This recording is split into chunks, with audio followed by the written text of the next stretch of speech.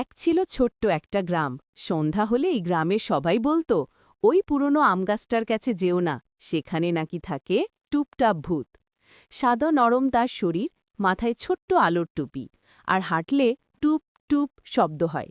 সবাই ভয় পায়, কিন্তু টুপটাপ ভূত আসলে খুবই একা। একদিন রাফি নামের সাহসী একটা বাচ্চা আম কুড়াতে গিয়ে আচমকা সেই ভূতের সামনে পড়ে গেল। রাফি ভয় পেয়ে চিৎকার করে বলল, ভূত, আমাকে খাবি না? ভূতটা হাত পা ছুঁড়ে বলল, না না, আমি কাউকে খাই না, আমি শুধু খেলতে চাই। রাফিও অবাক হয়ে জিজ্ঞেস করল, তাহলে সবাইকে ভয় দেখাও কেন?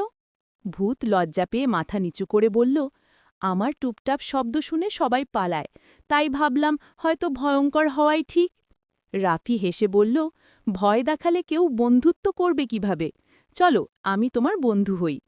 তারপর রাত নামলে রাফি আর টুপটাপ ভূত আমগাছের নিচে লুকোছুরি খেলতে লাগল।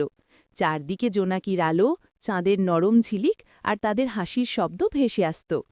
গ্রামের মানুষ যখন জানল ভূতটা আসলে দুষ্ট নয়, সবাই ভয় পাওয়া বন্ধ করল।